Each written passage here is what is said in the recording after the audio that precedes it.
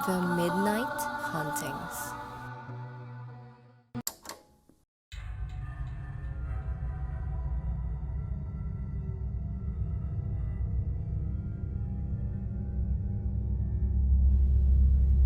Magandang araw mga ka-midnight. Ako si Rex.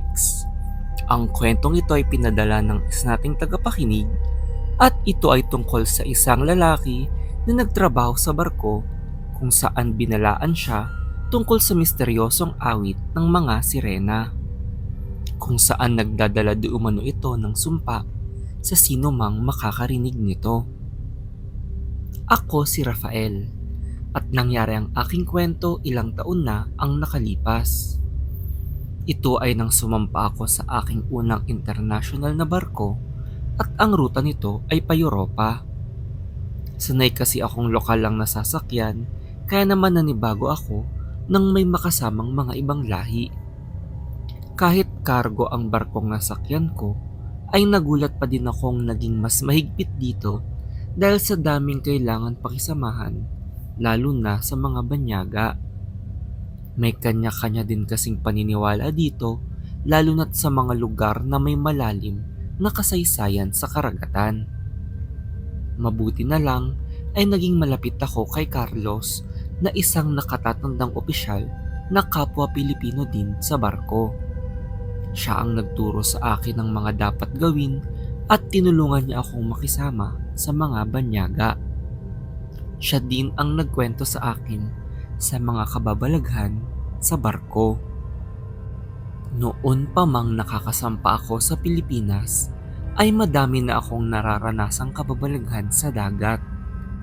Ngunit ngayong sa ibang bansa na, ay nagulat ako sa mga kakaibang uri ng misteryo na pinaniniwalaan dito. Sa kanila ako unang nakarinig ng tungkol sa mga sirena. Ayon sa mga usap-usapan ng mga taga-ibang bansa, madalas daw ay may namamataan silang hugis ng babae sa dagat, lalo na sa bandang ruta na dinadaanan namin pa Europa.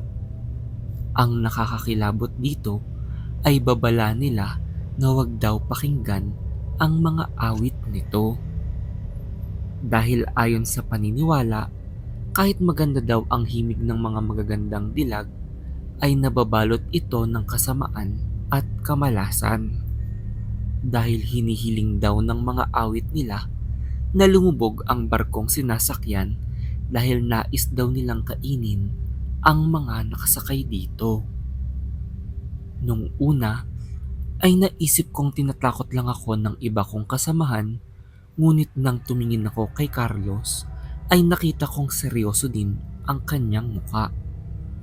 Simula nun ay naging alerto na ako sa tuwing may naririnig na kakaiba kapag nasa laot kami, lalo na kung gabi na. Isang maalong gabi ay nakarinig ako ng nakakaantok na huni na akala ko ay may nagpapatugtog na babaeng kumakanta. Naisipan kong makinig dito hanggang sa makaidlip ako at nang magising ako ay nagkakagulo na ang mga kasamahan ko. Pagpunta ko sa kusina ay nakita kong duguan ng aming chief cook matapos na masaksak ang sarili nung lumakas ang alon bigla. Agad namang nagamot ang sugat nito, ngunit dun ko din nalaman na madami din palang na aksidente sa pagkakadulas dahil sa biglang lakas ng mga alon.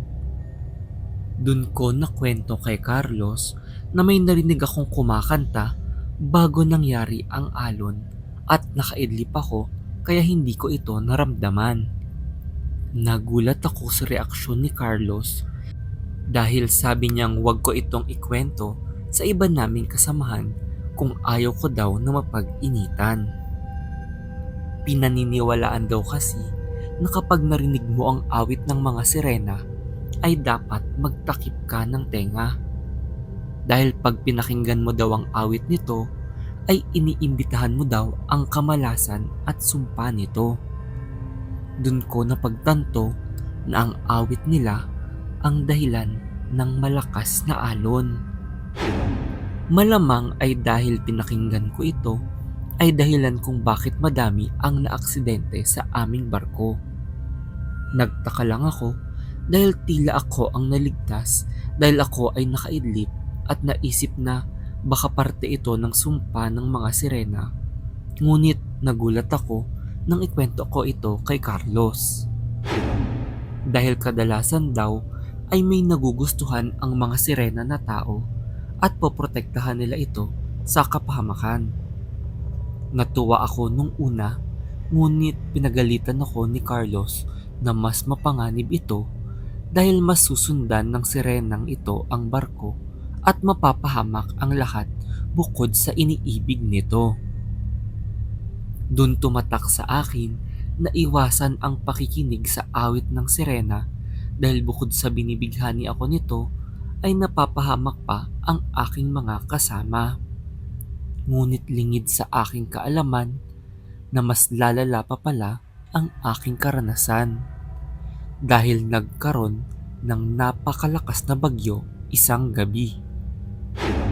Matapos nun ay nagising na lang ako na walang alaala sa nangyari at nakita ko na lang na sobrang taas na ng mga alon hanggang sa tumagilid ang aming barko hanggang sa ito ay lumubog.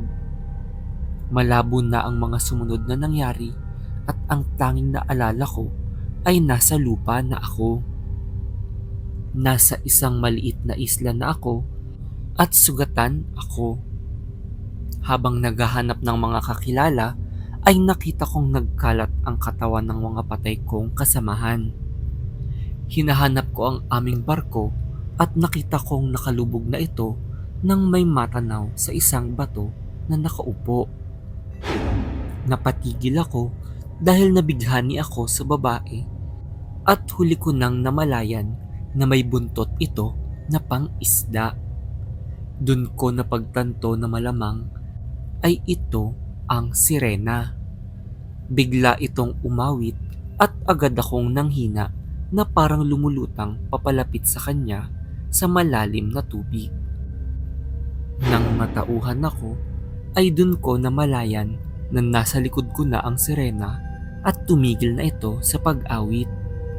Bigla akong tumakbo pabalik sa isla at nakita kong nagalit ito at sumimangot. Maya-maya ay nakita kong may mga lumalangoy akong kasamahan at sinubukan kong lumusong sa dagat. Nang ililigtas ko na sila, ay biglang sumisid ang sirena at pinagkakain ang mga nalulunod. Nagmamadali akong tumulong sa kung sino ang mailigtas ko, ngunit madaming nabiktima ang sirena at wala kaming magawa kundi panoorin habang nilalamon niya ang mga kasamahan namin. Nag-aalangan kaming mga nakaligtas dahil nakabantay sa dagat ang sirena kaya hindi kami makalusong pabalik sa tubig. Nanghihina kami dahil babad kami sa tubig at nawawalan na kami ng pag-asa nang bigla kaming makarinig ng tunog ng helicopter.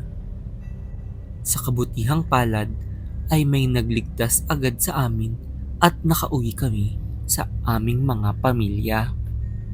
Napagkasunduan naming wag na ikwento ang tunay na nakita namin sa islang iyon dahil wala din namang maniniwala, lalo na't hindi na nakuha ang katawan ng mga nalunod na biktima.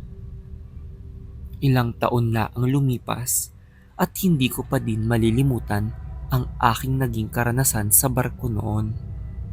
Kaya naman hanggang ngayon ay iwas na akong magbarko dahil sa takot na marinig muli ang nakakihilakbot na awit ng sirena.